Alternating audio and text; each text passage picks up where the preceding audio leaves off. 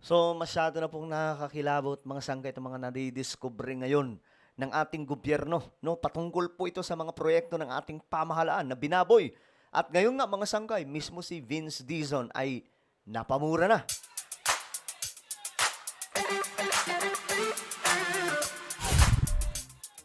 Meron po tayong breaking news ngayon, mga sangkay, patungkol po dito sa Marimar.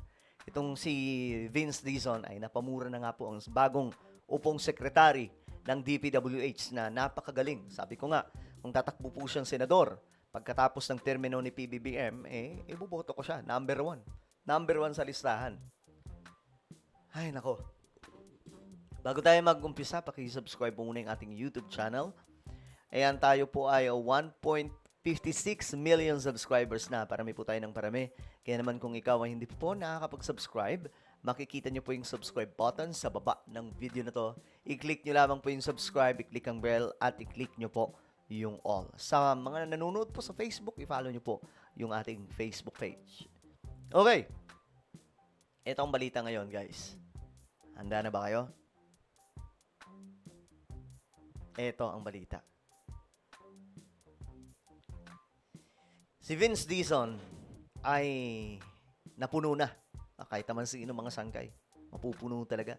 Sabi niya, mga hayop, tong mga taong to.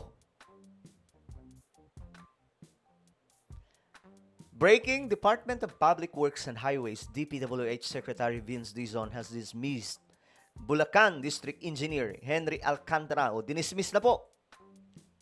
Sinibak na po itong si Alcantara. Ang ikinanta po ito, mga sangkay, ni Lacson. Grabe yung pasabog ni Lacson na yun, no? Dinaig pa si Marcoleta na siyang namumuno sa hearing ngayon. Ngayon, mga sangkay, ang taong ito, maraming ang kalukuhan. Eto, panoorin natin. Rosalie, may tinitingnan na ba ang House Infracom na reklamong pwedeng kaharapin ng dating DPWH Bulacan 1st District Engineer?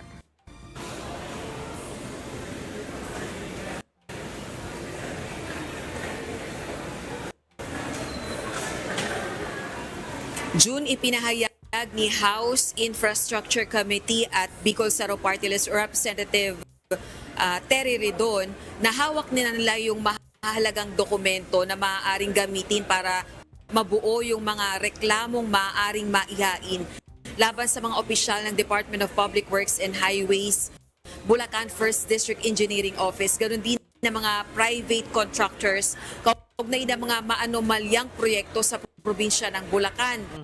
Dagdag pa ng kongresista, posibleng plunder charges o reklamong pandarambong ang kaharapin ng mga ito. Grabe, no? Ang lala kasi talaga ng kanilang ginawa. Pero guys, swerte ng mga naunang mga district engineer. Swerte lang po nila. Kasi naka-exit na po sila. Halimbawa, panahon ni Gloria, panahon ni Noynoy. Wala na eh. Nakapangulimbat na sila ng pera, okay na. Pero yung current, yung mga nandito mismo ngayon, tatamaan dito. Sila ang mananagot dito, mga sangkay. Diyos mio, Marimar. Ang tindi ng ginawa nila sa bayan natin. Kaya nga po, mga sangkay, ito itong Alcantarang to, Engineer Alcantara, umamin pa mismo sa substandard at ghost projects ang marami sa mga proyekto sa Bulacan.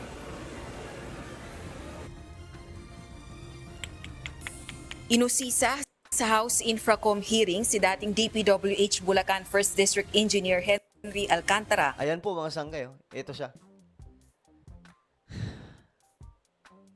Ang daming ni-reveal ng taong to, mga sangkay, yung pagkakasino at marami pa pong iba. Ngayon, isa pa sa nag-promote pala nito ay si dating Pangulong Rodrigo Duterte. At speaking, mga sangkay, itong kalakaran na to, matagal na pong nangyayari. Ayan mismo si PRRD, siya ang nag-reveal nito. 2020 pa po, November 6, 2020. Pero wala pong nangyari, wala pong ginawa. Ito, pakinggan natin. DPWH, ang pinaka-racket dyan is yung ghost project. So walang delivery ghost project. Marami yan. Karamihan yan, it's the regional director. Nireveal na po ito ni PRRD noon, 2020, pero walang ginawa. Wala pong investigation, walang tinignan ng mga project. We don't know, guys. Yung mga numbers na nilabas ng build, kung totoo talaga yun, na lahat nag-i-exist. Marahil yung mga higanting proyekto, nandyan, kasi nakikita po natin. Pero kumusta yung mga flood control? Totoo kaya nag-i-exist? Grabe. Rampant mga sangkay. Kaya nga po si Vince Dizon napamura na po dito. Dinismiss na po. Ito ang problema din. During the time of PRRD, wala pong, isa nag-reveal siya, di ba? Ni-reveal niya yung patungkol sa mga ito. Pero wala siyang may sinibak. Mismo yung secretary ng DPWH noon na si Mark Villar, hindi po nasibak. Why? Ito pa. Isa pa sa tatanggalin.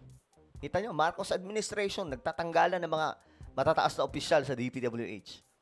Sabi dito ni Vince Dizon, he will also order the dismissal of Engineer Hernandez and file charges against them before the office of the Ombudsman. Ngayon, ayan na, sa mga nagsasabing walang nakakasuhan. Ito nga Ito nga si PRRD malala eh. 'Di ba? Ni-reveal niya noong 2020 pero walang may kinakasuhan. Blinacklist lang po yung kumpanya ng mga diskaya at iba pang mga kontratista.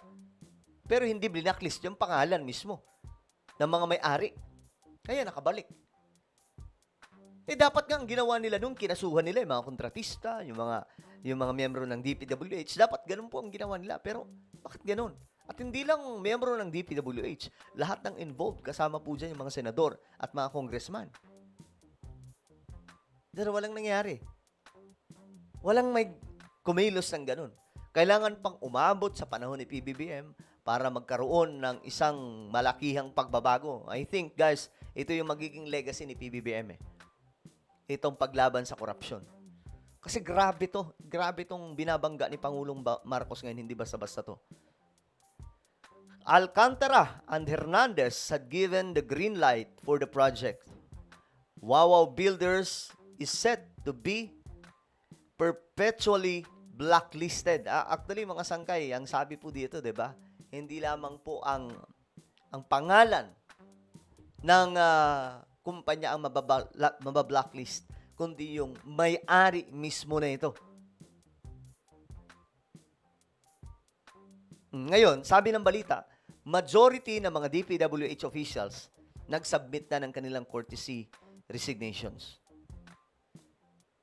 Dizon said assistant directors are also included in his order. So lahat mga sangkay, mula direktor, assistant director, lahat ng yan, sibak. At since ito po ay courtesy resignations, marami po talagang mawawala dito. Kagaya ng ginawa ni PBBM sa kanyang gabinete, di ba? Nagkaroon po ng ganyan. Marami ang nawala. Di ba? Nakita niyo yun, mga sangkay. So kahit sino talaga, mapapamura sa mga nakikita po natin ngayon. At tanging si BBM lamang po ang nakagawa niyan, mga sangkay. Si BBM lamang. Bakit? Mismo si PRRD hindi kinaya ang korupsyon ng DPWH. Mismo siya hindi nakapagsalita after nito. Mismo siya, wala pong nagawa. Walang investigation, walang kahit na anong pagpunta sa mga project na sinasabing ghost project. Na matagal na po itong nangyayari. Isipin nyo kung ilang trilyon na ang nanakaw sa kaban ng bayan. Mga sangkay, since iba pang mga naging pangulo bago pa kay PRRD. No? Yung mga nauna. May mga kalsada nga, akala natin tapos na. Pero, ang ginagawa lang pala ng DPWH, nire-reprapan lang ng bato, kaunting semento, tapos yun na. Yung pera, hati-hati na sila. Hati-hati, congressman, senador, mga kontratista, DPWH officials. So, itong kalakaran na to mga sangkay ay nakakasuka po talaga kung iisipin. Nakakasuka. So, ito na, mga sangkay, may ginawa na pong aksyon si Vince Dizon. Abangan po natin ang mga magiging iba pang kaganapan mga sangkay dahil hindi po ito nagtatapos dyan. Ito, nakakasiguro po tayo, marami pa ang masisibak, makakasuhan. Hindi lamang po mga sangkay, mga diskaya. Marami to. Maraming mga individual ang mayayari dito. May mga congressman na masasakote. May mga senador na masasakote. Yun yung kaabang-abang po talaga. Ay, naku po. Well, ano po ang inyong opinion? Comment down below. Meron po tayong YouTube channel, Sangkay Revelation. Hanapin nyo po ito sa YouTube. Kapag nakita nyo na, i-click nyo po yung subscribe, click ang bell, at i-click nyo po yung all. Ako na po ay magpapaalam. Mag-iingat pong lahat. God bless everyone.